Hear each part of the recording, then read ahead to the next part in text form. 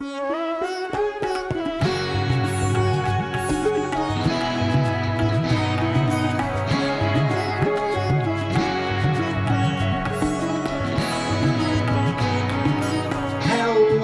and welcome to this episode of Tripology. I'm Alun and I'm here with the ever Antarctic Adam. Oh my goodness, I'm freezing my tits off. How are you, mate? Well, we are in Canada. We are. A very cold place sometimes. You know, when I lived here in Edmonton, it sometimes got down to minus 45 degrees Celsius. I can't comprehend that. I mean, after a certain minus number, does it just become ridiculously cold? There's no real sort of tangible differences there. You can't. Is it discernible when you get like below minus 30? We've experienced that together. Yeah, I mean, the risk to your life increases as the temperature decreases. That's not funny. But in terms of your perception of it, maybe, that's what I mean. Yeah, maybe there's a point where it's just like, oh, this is intolerably cold. Yeah, perceived freezingness. What would you say happens at the sort of minus 15s? The eyelashes are going, the inside of the nose is going. You've got a lovely beard, a thick sort of beard, facial hair. That must start to freeze, surely. Yeah. It goes to hell, that beard, once I've been in the cold. Well, at minus 45, I mean, all the male grooming regimen goes out the window. But when it's minus 45, yeah, I mean, I would run out to my car in the morning, turn the ignition, put the heating on, and run back inside to have breakfast and shower, all that stuff while my car, warmed up, and then I could drive to work. Some say that's terrible for the environment. Others say it's an actual necessity given how cold it is outside. You simply couldn't just get in your car and go after it being sat in minus 45 all night. And don't you actually have to plug the cars in? Isn't there a sort of a system in which you keep the engine, or what is it, the fluids inside the car? Yeah, you have to plug in a block heater so that the fluids inside the car don't freeze, and therefore your car won't start. When you have to do all these extracurricular activities just to make sure your car works, is that not? People still live there. Just to live in a place. And there's been a consensus amongst thousands of people that this is a fine place to live. Yeah. They've built skyscrapers and things there. On account of the oil. Yeah, that's true. But it's nuts, isn't it? That people have gone, yeah, what else are we going to do? Not plug our cars in? I mean, look, I loved Alberta. There's a lot of things I really loved about it, but we all agree the freezing nature of the winters there is absolutely obtuse. It is. How long is a winter in Edmonton, would you say, really, until it starts getting to nice sort of, you see the flowers blossoming, the fields start to turn green? What are we talking like? I feel like it was at least 4 months of misery. I mean, felt like 6 at times. I've heard 6, yeah. That's too long, mate. That is too long. I learned to drive in those conditions as well, because I passed my test when I was 17 in the north of England. Yeah. But I never really drove. You'll remember me in a tractor on the old farm. It was terrible, wasn't I? Yeah. You managed to get that farm vehicle in a position that I don't think if I'd tried 100 times I would have been able. Didn't you get it stuck on top of a telegraph pole? Yeah, like balancing with one tyre. But it was the inside of the roof was sort of caught on the top of a pole.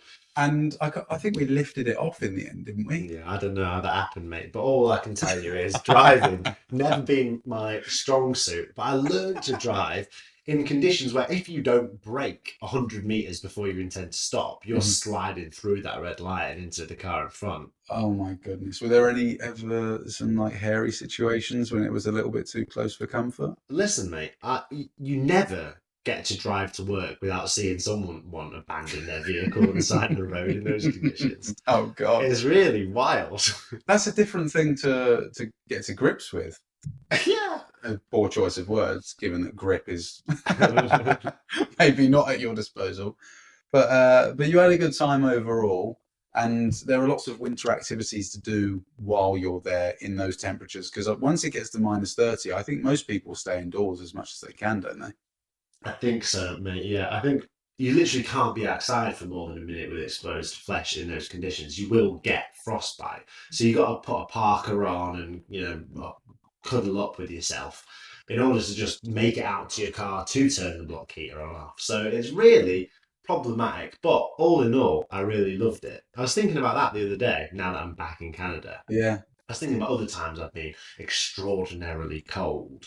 And I thought it might be cool to talk a little bit more about my time trying to get to Antarctica. Wow, I'd love to do that. Mm. Yeah, because I know that now we say on this podcast once the seed's been planted, because you haven't managed to achieve that yet. Hope it's not too Spoiler alert. sensitive. Yeah, I hope it's not too sensitive to say. Because you've attempted it once, it's something that you absolutely have decided for yourself that will happen in the near future. Yeah, and we've alluded to it before on the podcast, I think. But my desire to get to Antarctica was, I should say this now, and I'm going to be open and honest, born from a desire to get to all 7 continents during my non-stop round the world trip. Admirable, like it. Yeah, it's admirable in a way, but I also think that maybe ain't the best mindset to go in with going to a place. I think there'll be a time and a place where Antarctica is the right place for me to go to. Mm-hmm. And at that point, it won't be born from a desire to check a proverbial box. Have you already been to all the other 6? I think Yeah. you have. You've already, yeah. So, I mean, now is as good a time as any. I've lived for at least a year on all 6 continents now. Not many people can say that. But all 6, the 7th uninhabited continent, I haven't ever gone to. Okay, so all the tripology listeners are thinking the same question. Do you intend on living a year in Antarctica? I mean, that would be the dream. Would it be the dream? Yeah, if I was going to go, I would love to do like a working thing in Antarctica. What are the options? I mean, you've got to work on a research base. Oh my God. Yeah, I think that's about all I could do. That's going to make tripology really difficult. I have good Wi-Fi though, because of the science. What if we both go there, but maybe I don't go for a year? I'd like that even more. Is it just winter all the time, or do they have a summer as well? I mean, they have a summer, but their summer looks an awful lot like winter everywhere else. It was roasting in July. It was minus 35. Yeah, penguins had the sunglasses on. Yeah, but here we go. So I was desperate. I was desperate to get to Antarctica. I can believe it. Visceral intent. Mm-hmm. I made my way down to Ushuaia. We've talked about a little bit on the podcast before, but I was in Ushuaia and my sole aim was to get to Antarctica. Right. And I'd learned via the grapevine of travellers that one person every season is allowed to go on a research ship and they just get ferried to Antarctica. Wow. So it's a slightly cooler version of hitchhiking. What a strange thing, though, to introduce a rule that it's only one person. Is this kind of backpacker hearsay? Yeah, it's not even a rule. It's just like a mythological thing that everyone knows is like, oh, one person always gets taken by the research ships, but just the one. It's like a mythology that surrounds the backpack culture in Ushuaia. If you put your ear to the wall. I went round a load of tour companies and said, look, I'm trying to do this really cheaply. What's the best way to get on a science vessel? And all of them are like, just one person a season gets the opportunity. Oh, okay. One told me last season this girl got taken. She was like desperate to go. She ended up cooking and cleaning on the ship in exchange for passage. That's wicked. But those opportunities, remain optimistic. Those opportunities still exist. I've got no question that one day you'll get there. Is that the same sort of approach you'll employ when you are next down there? This was the approach I employed when I was down there this time. Yeah. Oh. Yeah. So basically, people might not know, to go on a tour, on a cruise to Antarctica, it's like $5,000 minimum, really. Yeah, I met a couple the other day who had done one. It was $7,500, which they said was quite a good price. Yeah, I managed to get the price down to $3,000. Okay. In exchange for me doing some writing for the company that I was talking about going with. Right. Okay. Well, that already sounds quite promising. Yeah. Still steep. $3,000 at the time was the remainder of my budget for South America. Right, okay. So it would have been going to Antarctica at the expense of going to Chile, of going to Bolivia, of going to Peru, Ecuador, all these places. Gotcha. Colombia, Brazil. There's a lot of countries that I wanted to go and visit that Antarctica would have just destroyed the budget for.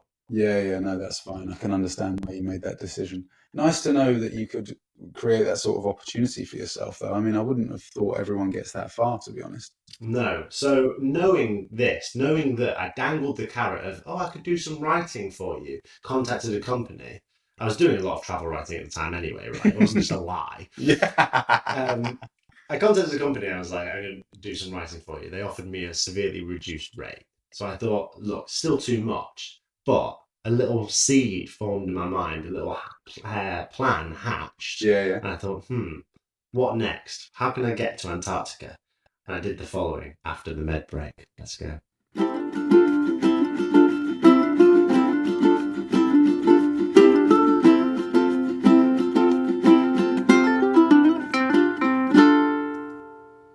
So there I am in Ushuaia, the southernmost city on planet Earth, trying to get down to Antarctica with desperation. Yeah, I mean, I put myself in your shoes, and there's just no way that you can deter someone like you who knows that it's possible. You've had a little taste. Someone has said to you, there is an opportunity for you there, but it's just over budget. It must be frustrating. Really frustrating. So I went, I'm not going to roll over and not do this. So I resolved to head down to the boatyard where research vessels that are about to set off to Antarctica moor their vessels. Okay. That's rather ballsy. It was balls. I should have said snow ballsy. Damn. So I went down to that boatyard, and this ultimately, I'll say now, became a habit. At 7:30 every morning for the next few weeks, I would do this. That's the time you get up anyway. Exactly. How convenient. Yeah. Oh, I'll be there. So I bunkered down in a hostel in Ushuaia, and every morning at 7:30 I'd head to the boatyard and I would knock on all the research, the science vessels that were there moored at the time. I applaud your commitment, mate. That's awesome. And I told them the following line. I'm writing a book about traveling to all 7 continents. It would mean a lot to me if you took me to Antarctica. And the publishers. I'll do, yeah. It would mean a lot to me if you take me, and I can do whatever you want on board, as long as I get to interview you and write this book. Okay. The amount of interviews, in inverted commas, I did with sailors going to Antarctica on the pretense of, I knock on the door, tell them the story, and they go, oh, well, we can't take you, but I'll sit down and do an interview with you right now. Oh, no. They had their cake and ate it. I sat down with so many sailors and learned all about these journeys to Antarctica. Which I imagine exacerbated the issue. You just wanted to go there even more, because probably what they were telling you was extraordinary. Amazing stories they told me of what's the best journey they ever took, what's the worst journey they ever took. Not one of them offered me a place on the ship, apart from a Ukrainian research vessel, which said there maybe a place for you if you come back here tomorrow morning. Oh, shit. I thought, my goodness, I'll do anything. I ran back. I was probably up at 5:30 waiting with my little duffel coat on, waiting on the pier to try and get on the boat. And they, unfortunately, had a page in the night, and they had to ferry a Swiss researcher. So I lost my spot to him. To him? Yeah. What was he going to do of any good? Some Swiss research. That's such a shame. Oh my God! You were well. I mean, can we talk about how close you were? Is it sensitive? Is this something that you look back on as a? There's just such a finite amount of space on these boats, right? They only have certain life jackets and safety equipment. Oh, okay. Yeah. No, that makes a lot of sense. How big are these boats that are going? Just so I can visualize something. I think not as they're icebreakers. It's not a cruise liner. No way near, right? There are cruise liners that go to Antarctica, but these research vessels are medium-sized ships. They're designed for 15 to 20 to 30 crew, and they have specialist fronts that can pierce through the ice. Icebreakers, they're called. Right. Okay. Yeah. Shit. What an amazing opportunity that would have been. Missed the boat, literally. Literally missed the boat. So I ultimately just had to make peace with the fact that it wasn't going to happen after a certain amount of time. After that happened, that real, you can come, oh no, wait, Swiss researcher. That was kind of the hit I needed to be like, I've tried for the best part of a month now and this hasn't worked. Do you think he knew the consequences of his actions? Difficult to know. He was a solemn Ukrainian man, and I'd done so many interviews with him about how getting to. I meant the Swiss researcher. Oh, the Swiss researcher. If he had known, he might have said, "Do you know what? I can wait till tomorrow." Shit. I think he had some work that really needed doing, but if Really only he need did. researching. So hard to get to Antarctica, but that was the kick I needed. I was like, you know what, it's time to just continue the trip here and make peace with the fact that I ain't going to get to Antarctica. Yeah, important decision. It turned out to be the best decision, really, because the remainder of my trip in South America was of so much more value than I could imagine any 1 week trip to Antarctica could have amounted to. Right. Wow. Re- Well, a good thing, I guess. yeah, I mean, regardless of how beautiful and amazing Antarctica, I'm sure it's fantastic and I can't wait to go there one day. But I mean, I traded that for another 7 months in South America, in which I had an experience in the Amazon jungle and met some of my closest friends. It was really a wonderful time. So I'm glad that that Swiss researcher did his work. Do you think it's fair to say that some of the draw of Antarctica is that few people go there? I think some of the draw is the fact that it's inhospitable climate, Yeah, otherworldly. otherworldly. It's a topography that's not seen anywhere else on planet Earth. There's wildlife. There's undoubtedly amazing photography opportunities. Okay. Yeah, fair enough. The majority of the wildlife that lives there, I imagine, is specific to the region. Yeah, I mean, I guess there's penguins that Yeah, can't be seen anywhere else. Antarctica or Edmonton. Yeah, exactly. Anywhere where it's minus 45 degrees. Yeah, I mean, it seems like a beautiful place, Adam, and I'm looking forward to go. But I think the lesson of the story is Mhm. resilience is an important aspect of traveling, but Completely. also adaptability. So I was resilient, I was desperate to go there, and I tried everything I could do to get to Antarctica. But ultimately, I had to be adaptable and say, look, it's not working right now. Time to move on with the trip. And I would say as well that we've all, us long-term travelers, had to make decisions when, unfortunately, the trip hasn't gone how we had planned, or maybe there's an idea that's planted in our head that we're really, really excited about. But it doesn't necessarily mean that the trip that you're going to have as a result of you not being able to do it the way you thought you were going to do, it doesn't mean that it's going to be a worse trip necessarily. It's just a different trip. Exactly. I'm sure there's going to be a future for you in Antarctica, yeah. Exactly. And you know what? I did get a little bit of sailing done Did you? because whilst I was knocking down on all those boats, one guy, he was from California, he was from Florida. Right. He said, listen, I'm not going to Antarctica, but we're filming a little documentary about rounding the Horn, which is people who go from North America all the way down, round Cape Horn and back up. Oh, yeah. So he'd bought an old boat for about $10,000. Wow. He'd done it up and he was sailing on this adventure. And he let me on his boat for a day. And we were like drinking and talking about travel. And he asked me to pull a line in, and I thought I had, told him I had. He set off the boat, and his propeller severed the line. I Oh, no, caused a really? right ruckus. Oh, shit. Oh, that's awful. Did you have to interview him for the book? He looked at me with such disdain after his line was severed, and I went, "Mate, I am so sorry." And he went, "You've got you for a sailing story." That's a nice attitude to have. It is, isn't it? So, apart from that sailing experience, you don't have a lot of boat experience, do you? Or None at all, really, Adam. I'm looking to learn to sail in the next few years, and of course, I have my advanced open water scuba diving Mhm. license. But when you couldn't pick me up in Vancouver, Yeah, just the other day, yeah. yeah, luckily enough, I have a friend who's known to the Tripology listeners. He's someone who I traveled in Mexico recently, Yeah. and I met him in South America. He is the head skipper of a company in Vancouver, and he was kind enough to meet me and take me on his boat, and we got to drive around Vancouver Harbour and see all these wildlife. We saw seals and porpoise and all sorts of things. It was really great. Yeah, that sounds awesome. I bet he didn't get you to pull the line in, did he? He didn't get me to pull the line, and he kept me well away from those lines. But it was an awesome time. What a great travel friend to have. Completely, And yeah. got some boat experience, even if it was just as a passenger. It's the boat terminology that sometimes I have a difficulty with. I was on a friend's boat the other day, and we were trying to park it in quite a small space for the size of the boat in sort of a marina. Yeah. And there was people on the shore that were helping us. They came down the jetty, and I had one of the lines in my hand.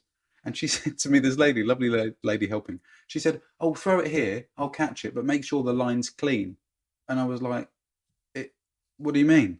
And she said, "The line, make sure it's clean." I was like, it is. I'm looking at the piece of rope and I'm going, well, there's no dirt on it. It's clean. And she said, no, it's wrapped around the fence on the outside of the boat. It's not clean. It's tangled. I was like, all right, what do you want me to do? She said, I didn't realise that clean was the antithesis of tangled. yeah, exactly. She said, unwrap it from the fence and then throw it to me so it doesn't get caught. I was like, okay, I've got my first sailing story. She's like, throw it starboard. You're standing at the bow. What are you doing, skipper? I only know how to stow it. To Davy Jones's locker with you. Yeah, exactly. Crazy, crazy times. Anyway, I just think it's a cool story. That's a cool story about resilience and adaptability. It's a cool story about friendship, my friend in Vancouver. And yeah, it's just the story of how I got here more than anything. Do you know what else I think would be really cool, mate? Tell me. Is that the Tripology audience are now going to know of this story and know of when you ultimately make it to Antarctica. Yeah, that is cool. I think that's a really cool thing. There'll be listeners now, part of our community that we love, that we hope to meet one day, that will know you before you went to Antarctica and when you hit that 7th continent. I mean, what an awesome achievement. They'll know the weight of it by the time they get to Antarctica. And, you know, if we eventually go into the annals, go into those journals that I kept at the time, maybe we can find the interviews that I did with some of those old sailors heading to Antarctica, because there's a bunch of them. I sat down at so many captains' tables and was like, how old were you when you first learned to sail? That'd be wicked. I can do quite a few voices, so if you need me to put on a voice. Yeah, and at that point they'd already told me that I couldn't get on their boat. But I was convinced that if I did charismatic enough of an interview, they'd be like, you know what, young man? We really like the way you interviewed us. Yeah, exactly.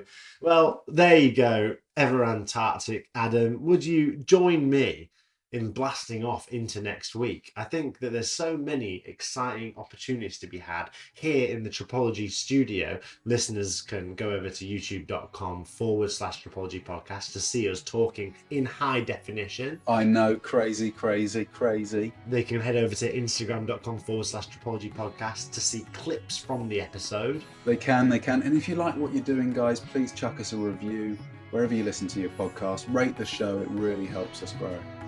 We love it. We love you. I love you. I love the travel community writ large. And I just think, now we're here physically together, let's join hands and blast off into a bright future. Let's head to next week. I'm going to go there now. Come with me. I'd love to. I'll see you there. Bye. Bye.